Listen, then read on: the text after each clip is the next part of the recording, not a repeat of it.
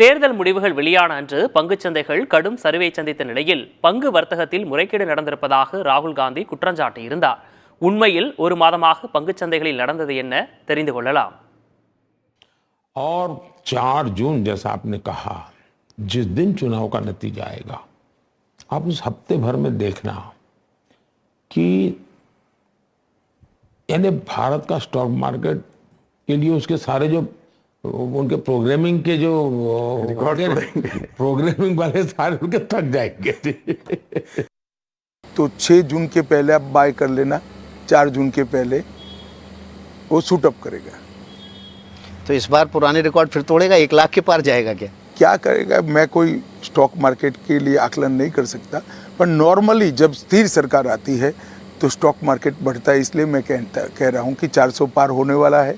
मोदी जी की स्थिर सरकार आने वाली है तो निश्चित रूप से बाजार ऊपर आएगा. இப்போது நீங்கள் பார்த்த இந்த பேட்டிகள்தான் வணிக உலகில் பரபரப்பாக பேசப்படுபவை. பிரதமர் மோடியும் உள்துறை அமைச்சர் அமித்ஷாவும் பங்குச்சந்தைகள் குறித்து தனியார் தொலைக்காட்சிக்கு அளித்த பேட்டிகள்தான் இவை. இதற்கு பிறகான நாட்களில் பங்குச்சந்தைகளின் போக்கு எப்படி இருந்தது என்பதை தெரிந்து கொள்ள ஆர்வமாக இருக்கிறதா?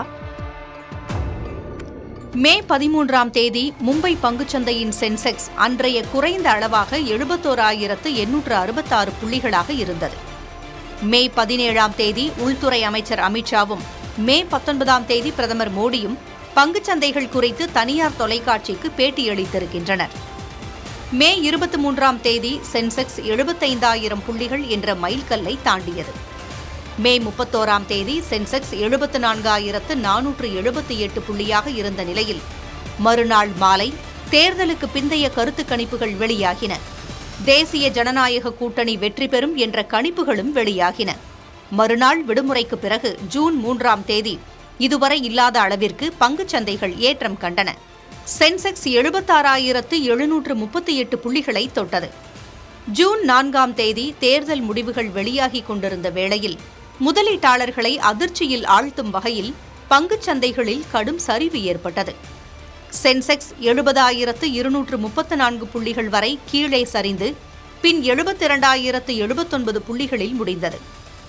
அடுத்து வந்த நாட்களில் ஏற்றம் கண்ட பங்குச்சந்தைகள் சரிவு முழுவதையும் ஈடுகட்டி புதிய உச்சத்தை கண்டன. ஜூன் 4ஆம் தேதி பங்குச்சந்தையில் சுமார் 31 லட்சம் கோடி ரூபாய் இழப்பு ஏற்பட்டதில் மிகப்பெரிய முறைகேடு நடந்திருப்பதாகவும் இதன் பின்னணியில் பிரதமர் நரேந்திர மோடியும் உள்துறை அமைச்சர் அமித்ஷாவும் இருப்பதாகவும் காங்கிரஸ் கட்சியின் ராகுல் காந்தி குற்றஞ்சாட்டினார். மேலும் இதுகுறித்து விரிவான விசாரணை நடத்த வேண்டும் என்றும் வலியுறுத்தினார். नरेंद्र मोदी को मालूम था कि 4 जून को स्टॉक मार्केट आसमान नहीं छुएगी. 4 जून को स्टॉक मार्केट का जबरदस्त नुकसान होने जा रहा है, क्योंकि उनके पास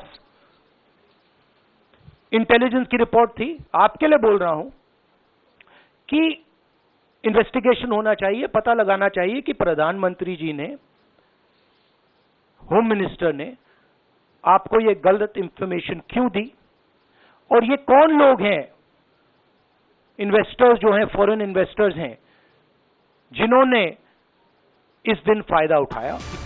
பங்குகளை வாங்கலாம் என அதிகாரத்தில் உள்ளவர்கள் பேசியிருப்பது பேசுபொருளாகி உள்ளது.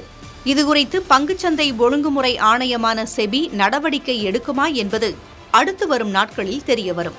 இருப்பினும் இதுபோன்ற சூழ்நிலைகளில் முதலீட்டாளர்கள் என்ன செய்ய வேண்டும் என்று கூறுகிறார் பங்குச்சந்தை நிபுணர் விவேக் கார்வா. 31 மே 1ஆம் தேதி 31 மே ஃப்ரைடே அன்னையோட க்ளோஸ், சென்செக்ஸோட க்ளோஸும் இன்னைக்கு இருக்கிற சென்செக்ஸ் டிஃபரன்ஸ் பார்த்தீங்கன்னா ஆல்மோஸ்ட் அங்கே தான்.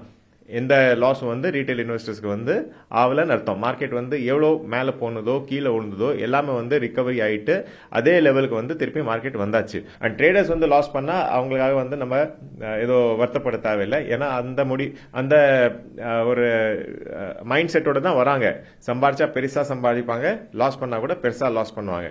ஸோ நம்ம கிளியர் கட்டாக மைண்டில் இருக்கணும். நம்ம முதலீட்டாளராக ஒரு ட்ரேடரா. பங்கு வணிகம் என்பது சந்தை அபாயத்திற்கு உட்பட்டது. சந்தையில் ஏராளமான முதலீட்டு திட்டங்கள் உள்ளன. நாம் எவ்வளவு ரிஸ்க் எடுக்க தயாராக இருக்கிறோம் என்பதை முதலில் தீர்மானித்துக் கொண்டு முதலீடு செய்வது சிறந்ததாக இருக்கும். புதிய தலைமுறைக்காக கௌசல்யா.